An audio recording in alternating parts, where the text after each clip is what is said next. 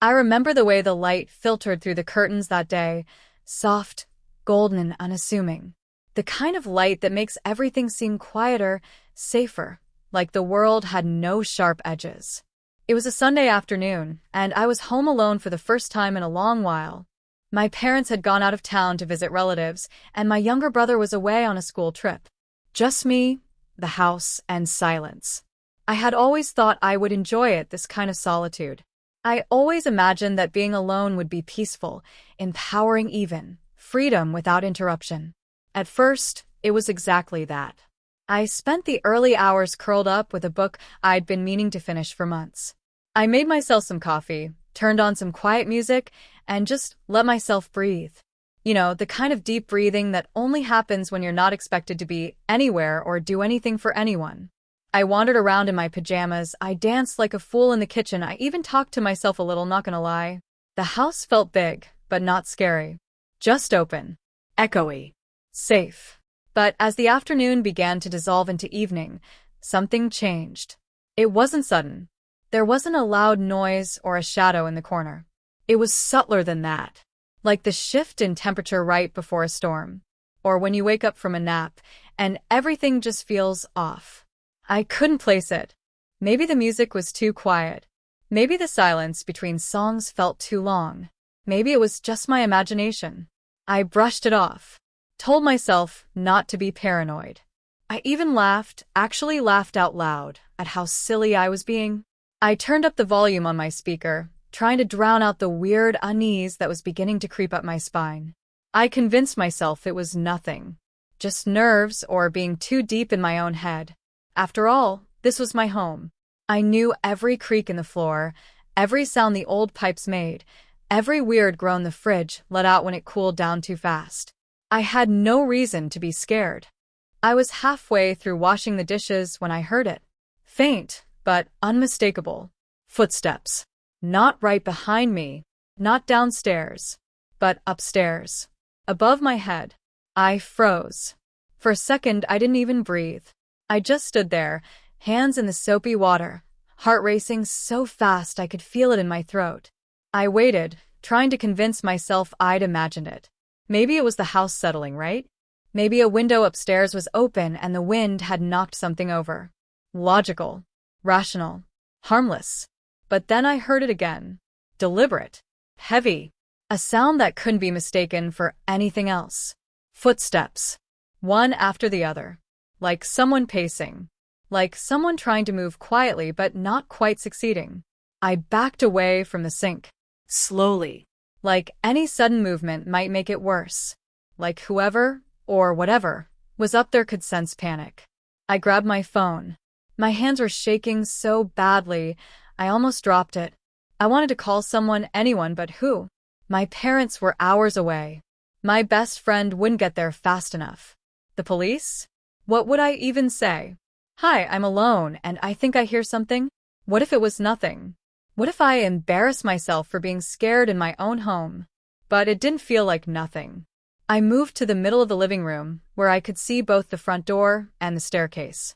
The lights were all on downstairs, but the upstairs hallway was dark. That kind of dark that feels thick, like it's holding its breath. I couldn't see anything at the top of the stairs. Just shadows. Stillness. And silence. Until I heard it again. This time it wasn't pacing. It was a single step. And then the unmistakable sound of a door creaking open.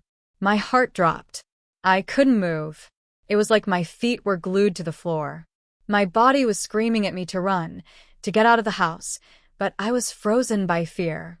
Every horror movie I'd ever seen came rushing back into my head. Every story where someone stayed just a little too long. I didn't want to be one of those stories.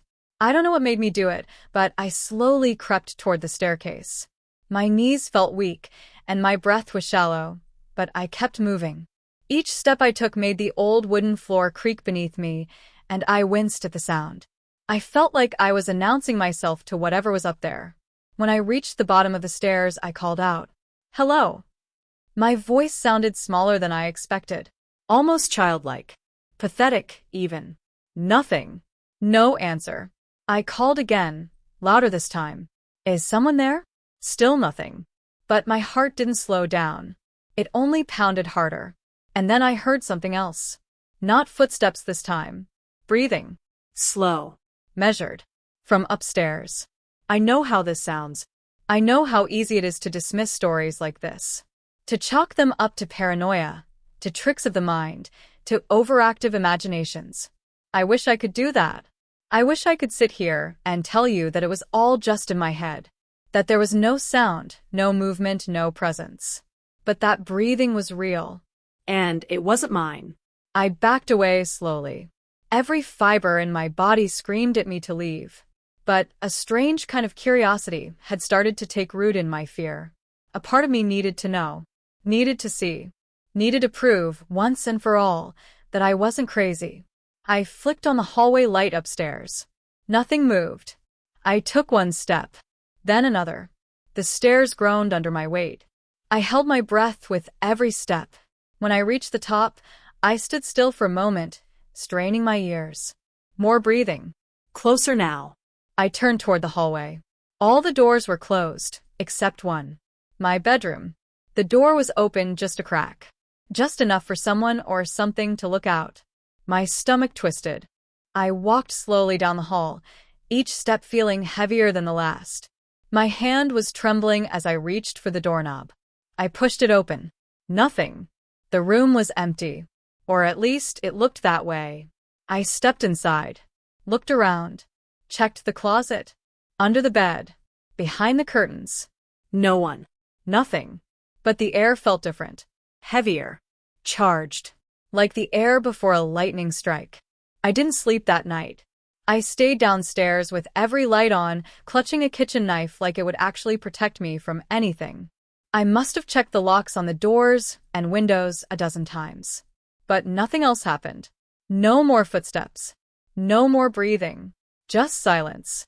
And the sound of my own thoughts spiraling. The next morning, I went back upstairs. Not because I wanted to, but because I had to. I needed to prove to myself that it was over, that it had passed. But as I walked into my bedroom, I saw something that made my blood run cold. On my nightstand, right next to my phone charger, was a muddy footprint. Small. Human. Not mine. I stared at it for a long time. I don't know how long. Long enough to know I hadn't imagined any of it.